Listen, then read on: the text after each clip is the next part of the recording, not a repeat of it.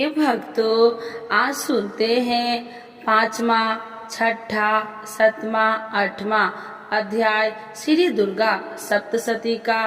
तो एक बार बोलिए प्रेम से दुर्गा माता की जय, भगवती माता की जय।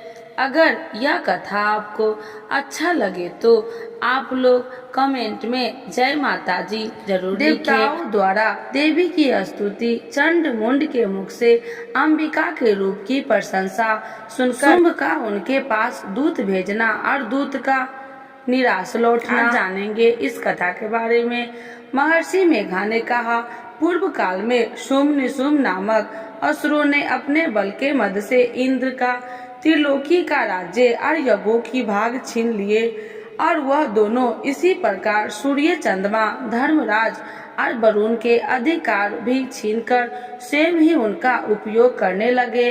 वायु और अग्नि का कार्य भी वही करने लगे और इसके पश्चात उन्होंने जिन देवताओं का राज्य छीना था उनको अपने अपने स्थान से निकाल दिया।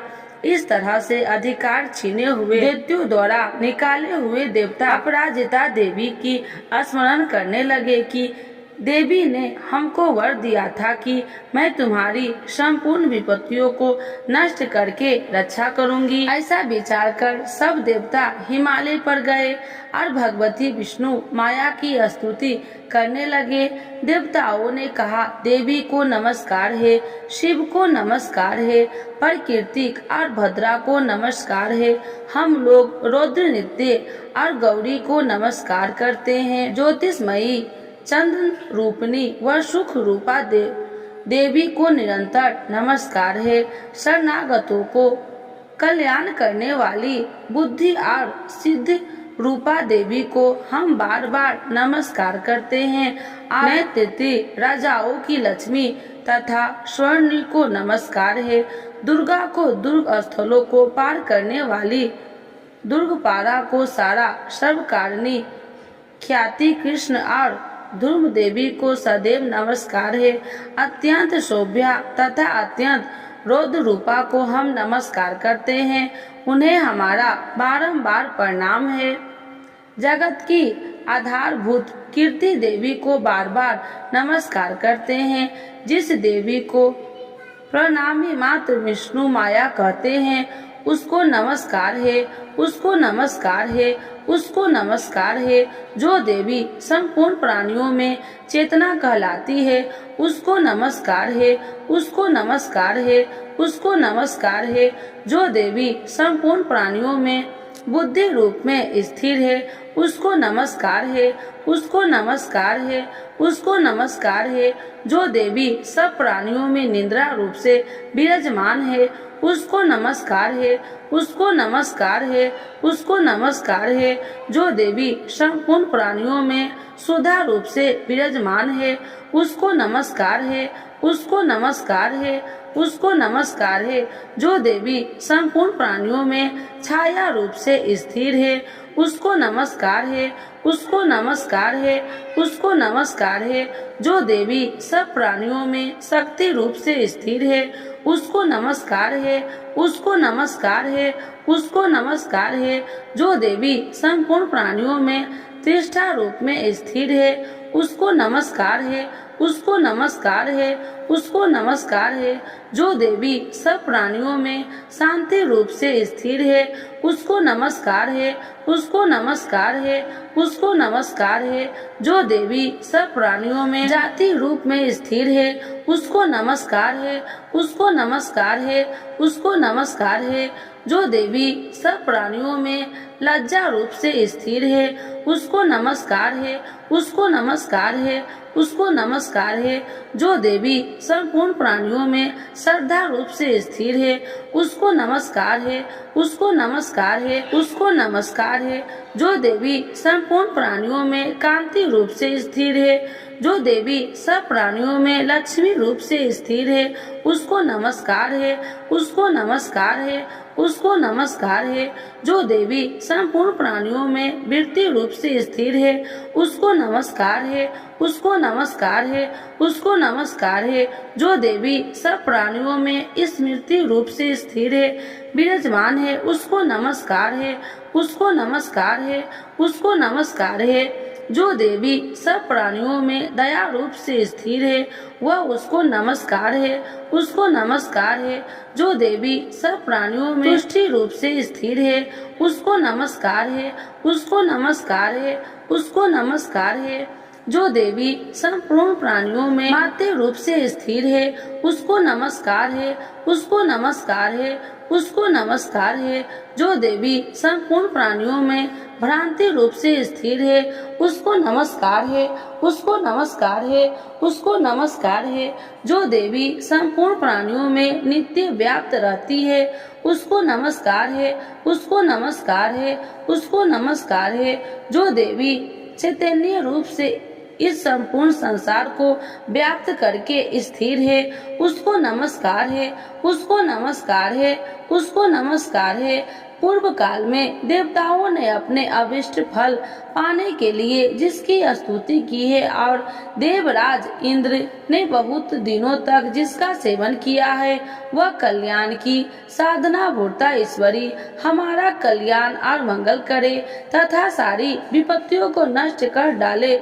असुरों के सताए हुए हम संपूर्ण देवता उस परमेश्वरी को इस समय नमस्कार करते हैं तथा जो भक्ति पूर्वक स्मरण किए जाने पर तुरंत ही सब विपत्तियों को नष्ट कर देती है, वह जगदम्बा इस समय भी हमारा मंगल के हमारी समस्त विपत्तियों को दूर करेगी। महर्षि मेघा ने कहा, हे राजन, इस प्रकार जब देवता स्तुति कर रहे थे तो उसी समय पार्वती देवी गंगा में स्नान करने के लिए आई। तब उनके शरीर से प्रकट होकर शिवा देवी बोली, शुभ्य दैत्य के द्वारा स्वर्ग से निकले हुए और निशुम्भ से हारे हुए यह देवता मेरी स्तुति कर रहे हैं। पार्वती के शरीर से अंबिका निकली थी, इसीलिए उसको संपूर्ण लोक में कौशिकी कहते हैं। कौशिकी ने प्रकट होने के पश्चात पार्वती देवी के शरीर का रंग काला हो गया और वह हिमालय पर रहने वाली कालिका देवी के नाम से प्रसिद्ध हुई। फिर शुंभ और निशुंभ के दूत चंड मुंड वहां आए और उन्होंने परम मनोहर रूप वाली अंबिका देवी को देखा।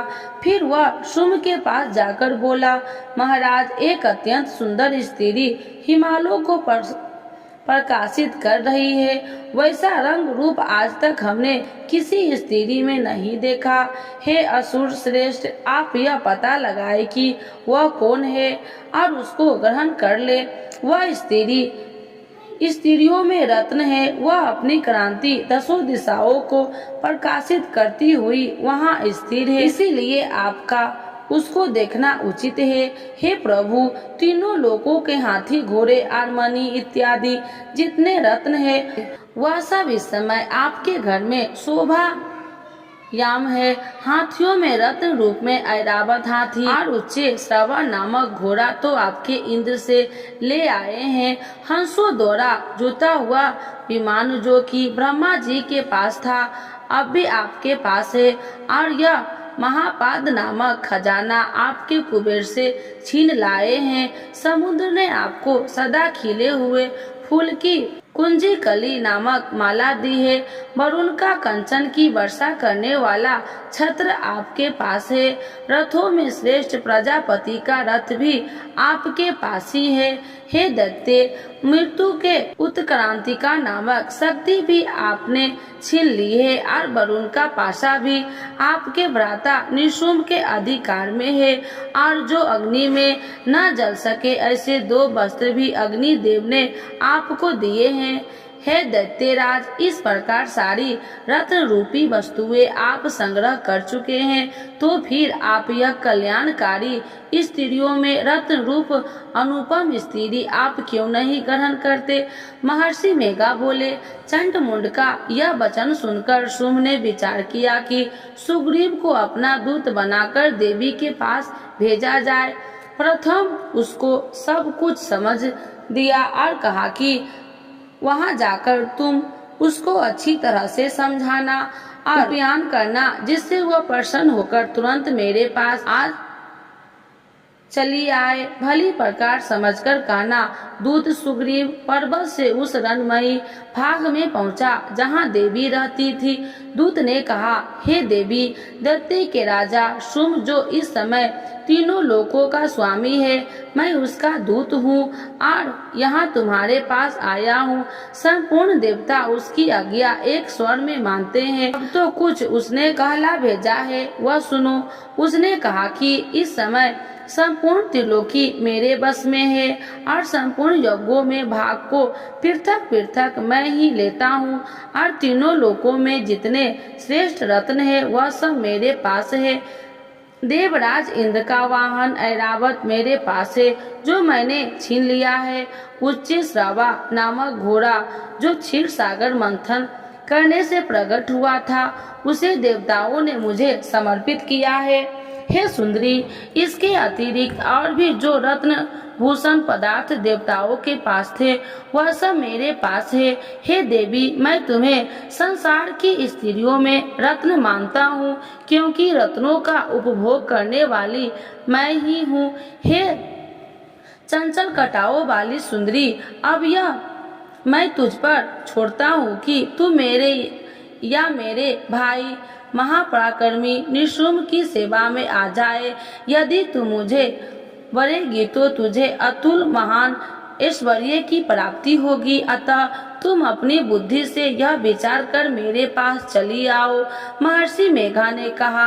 दूत ने ऐसा कहने पर संपूर्ण जगत का कल्याण करने वाली भगवती दुर्गा मन ही मन मुस्कुराई और इस प्रकार कहने लगी।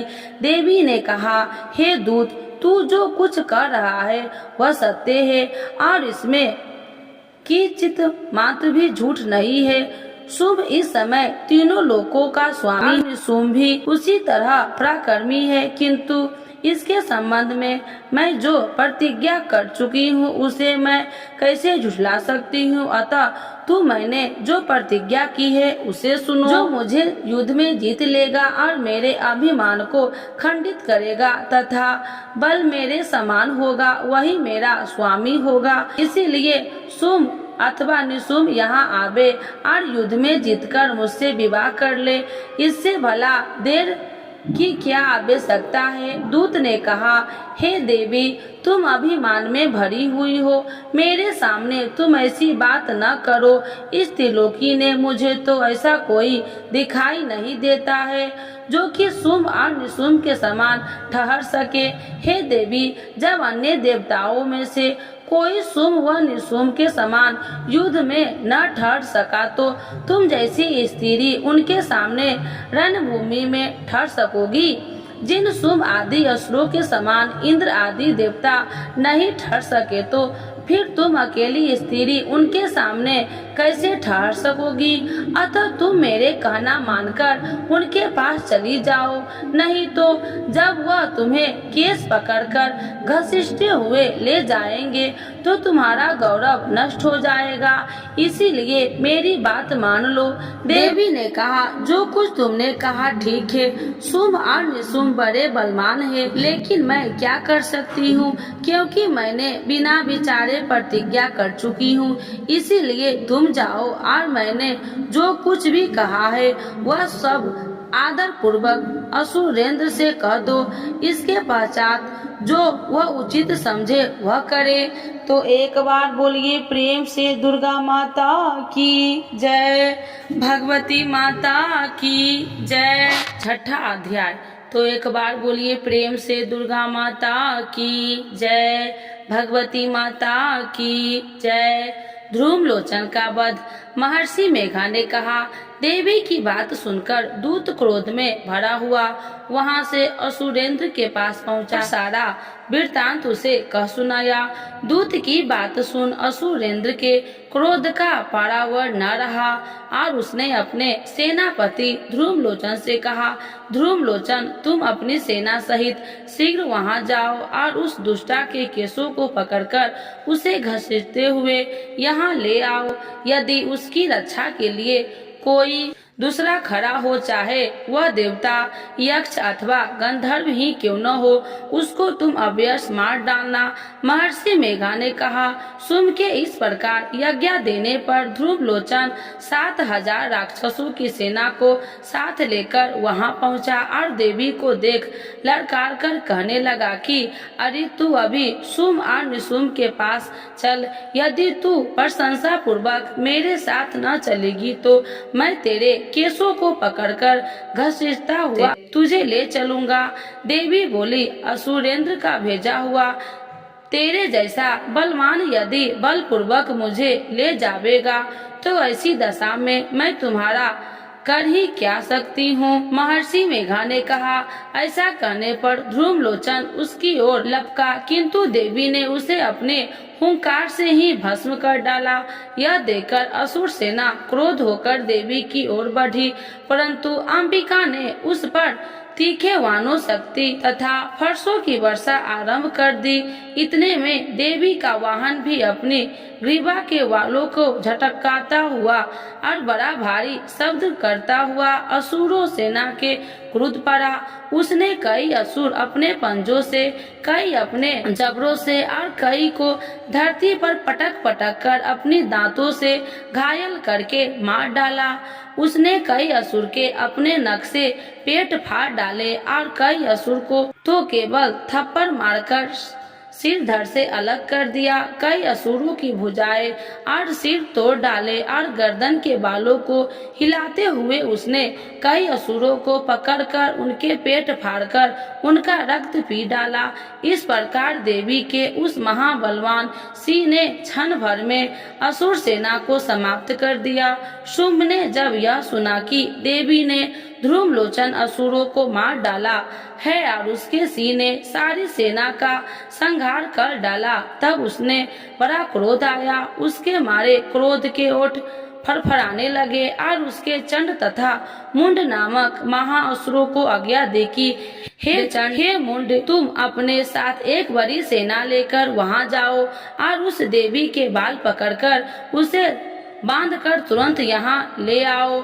यदि उसको यहाँ लाने में किसी प्रकार का संदेश हो तो अपनी सेना सहित उससे लड़ते हुए उसको मार डालो और जब वह दुष्टा और उसकी सी दोनों मारे जावे तब ही उसको बांधकर यहाँ ले आना। तो एक बार बोलिए प्रेम से दुर्गा माता की जय, भगवती माता की जय। 7वां अध्याय चंड और मुंड का वध। महर्षि मेघा ने कहा, दैत्यराज की आज्ञा पाकर चंड और मुंड चतुरंगी सेना को साथ लेकर हथियार उठाए हुए देवी से लड़ने के लिए चल दिए। हिमालय पर्वत पर पहुंचकर उन्होंने मुस्कुराती हुई देवी जो सिंह पर बैठी हुई थी देखा। जब असुर उनके पकड़ने के लिए तलवारें लेकर उनकी ओर बढ़े तब अंबिका को उन पर बड़ा क्रोध आया और मारे क्रोध से उनका मुख काला पड़ गया, उनकी भुक्टियां चढ़ गई और उनके ललाट से अत्यंत भयंकर तथा अत्यंत विस्तृत मुख वाली लाल आंखों वाली काली प्रकट हुई, जो कि अपने हाथों में तलवार और पासा लिए हुए भी थी। वह विचित्र खड्ग धारण किए हुए थी तथा चीते के चर्म की साड़ी एवं नरमुंडों की माला पहन रखी थी। उसका मांस सूखा हुआ था और शरीर केवल हड्डियों का ढांचा था और वो जो भयंकर शब्द से दिशाओं को पूर्ण कर रही थी वह असुर सेना पर टूट पड़ी और दैत्यों का भक्षण करने लगी। वह पदार्थ रक्षों अंकुशधारी महावर्तों हथियारों पर सवार योद्धाओं और घंटा सहित हाथियों को एक हाथ से पकड़कर अपने मुंह में डाल रही थी और इसी प्रकार वह घोड़े, रथों, सारथियों व रथों में बैठे हुए सैनिकों को मुंह में डालकर भयानक रूप से चबा रही थी। किसी के केस पकड़कर, किसी को पैरों से दबाकर और किसी दैत्य को छाती से मसलकर मार रही थी। वह दैत्यों के छोड़े हुए बड़े अस्त्र शस्त्र को मुंह में पकड़कर और क्रोध में भरकर उनको दांतों में पीस रही थी। उसने कई बड़े असुर भक्षण कर डाले, कितनों को रौद्र डाला और कितनी उसकी मार के मारे भाग गए। कितनों को उसने तलवार से मार डाला, कितनों को अपने दांतों से समाप्त कर दिया और इस प्रकार से देवी के क्षण भर में संपूर्ण दैत्य सेना को नष्ट कर दिया। यह देखकर महापराक्रमी चंड काली देवी और पलक और मुंड ने भी देवी पर अपने भयानक बाणों की वर्षा आरंभ कर दी और अपने हजारों चक्र उस पर छोड़े। उस समय वह चमकते हुए बाण व चक्र देवी के मुख से प्रविष्ट हुए इस प्रकार दिख रहे थे जैसे मानो बहुत से सूर्य मेघा की घटा में प्रविष्ट हो रही हो। इसके पश्चात भयंकर शब्द के साथ काली ने अत्यंत जोश में भरकर विकट अष्ट हास किया। उसका भयानक मुख देख नहीं जा रहा था, उसके मुख से श्वेत दांतों की पंक्ति चमक रही थी। फिर उसने तलवार हाथ में लेकर हूँ शब्द कहकर चंड के ऊपर आक्रमण किया और उसके केस पकड़कर उसका सिर काटकर अलग कर दिया। चंड को मरा हुआ देखकर मुंड देवी की ओर लपका, परंतु देवी ने क्रोध में भरे उसे भी अपनी तलवार से यमलोक पहुंचा दिया। चंड और मुंड को मरा हुआ देखकर उसकी बाकी बची हुई सेना वहां से भाग गई। इसके पश्चात काली चंड और मुंड के कटे हुए सिरों को लेकर चंडिका के पास गई और प्रचंड अष्टहास के साथ कहने लगी, हे देवी, चंड और मुंड दो महादैत्यों को मारकर तुम्हें भेंट कर दिया है। अब शुंभ और निशुंभ को तुमने स्वयं वध करना। महर्षि मेघा ने कहा, यहाँ लाए हुए चंड और मुंड के सिर को काटकर कल्याणमयी चंडी ने काली से मधुर वाणी से कहा, हे देवी, तुम चूंकि चंड और मुंड को मेरे पास लेकर आई हो, अतः संसार में चामुंडा के नाम से तुम्हारी विख्यात होगी। तो एक बार बोलिए प्रेम से दुर्गा माता की जय, भगवती माता की जय। 8वां अध्याय रक्त बीज का वध। महर्षि मेघा ने कहा, चंड और मुंड नामक असुरों के मारे जाने से और बहुत सी सेना के नष्ट हो जाने से असुरों की राजा प्रतापी शंभु ने क्रोध युक्त होकर अपनी संपूर्ण सेना को युद्ध के लिए तैयार होने की आज्ञा दी। उसने कहा, अब दयायुध नामक 86 असुर सेनापति अपनी सेनाओं के साथ युद्ध के लिए जाए और कुंभु नामक 84 सेनापति भी युद्ध के लिए जाए और कोटिबेय नामक 85 सेनापति और ध्रुमकुल नामक के 100 सेनापति प्रस्थान करे। कलाक 2 मार्य और कलाक के यह देते भी मेरी आज्ञा से सचकर युद्ध के लिए कुचले गए। भयानक शासन करने वाला असुरों का स्वामी शुंभ इस प्रकार आज्ञा देकर बहुत बड़ी सेना के साथ युद्ध के लिए चला। उसकी सेना को अपनी ओर आता देखकर चंडिका ने अपनी धनुष की टोकरे से पृथ्वी और आकाश के बीच का भाग गुंजा दिया। हे राजन, इसके पश्चात देवी के सीने दरदराना आरंभ कर दिया और अंबिका के घंटों के शब्द ने उस ध्वनि को और भी बढ़ा दिया। धनुष की टंकार, शेर की दहाड़ और घंटे के शब्द से पृथ्वी और आकाश के बीच का भाग गूंज उठा और इसके साथ ही देवी ने अपने मुख को और भी भयानक बना लिया। ऐसे भयंकर शब्द को सुनकर राक्षसी सेना ने देवी तथा श्री को चारों ओर से घेर लिया। हे राजन, उस समय दैत्य ने नशा के लिए और देवताओं के हित के लिए ब्रह्मा, शिव, कार्तिकेय, विष्णु तथा इंद्र आदि देवी की शक्तियों को अत्यंत पराक्रम और बल से संपन्न थी। उनके शरीर से निकलकर उसी के रूप में चंडिका देवी के पास गई। जिस देवता का जैसा रूप था, जैसा आभूषण थे और जैसा वाहन था, वैसा ही रूप आभूषण और वाहन लेकर उन देवता की शक्ति दैत्य से युद्ध करने के लिए आई। हंस युक्त विमान में बैठकर और रुद्राज की माला तथा कमंडल धारण करके ब्रह्मा जी की शक्ति आई। विषम पर सवार होकर हाथ में त्रिशूल लेकर महानाग का कनक पहनकर और चंद्र रेखा से भूषित होकर भगवान शंकर की शक्ति महेश्वरी आई और मोर पर आतुर होकर हाथ में लिए दैत्य के युद्ध करने के लिए कार्तिकेय जी की शक्ति उन्हीं का रूप धारण करके आई। भगवान विष्णु की शक्ति गरुड़ पर सवार होकर शंख चक्र श्रांग गदा धनुष तथा खड्ग हाथ में लिए हुए आई। श्री हरि की शक्ति बारहा का शरीर धारण करके आई और नरसिंह के समान शरीर धारण करने उनकी शक्ति नरसिंह भी आई। उसकी गर्दन के झटकों से आकाश के तोड़ टूट पड़े थे और इसी प्रकार देवराज इंद्र की शक्ति इंद्री भी ऐरावत के ऊपर सवार होकर आई। पश्चात इन देव शक्तियों से घिरे हुए भगवान शंकर ने चंडिका से कहा, मेरी प्रशंसा के लिए तुम शीघ्र ही इन असुरों को मारो। इसके पश्चात देवी के शरीर में से अत्यंत उग्र रूप वाली और सैकड़ों गद्दियों के समान आवाज करने वाली चंडिका शक्ति प्रकट हुई।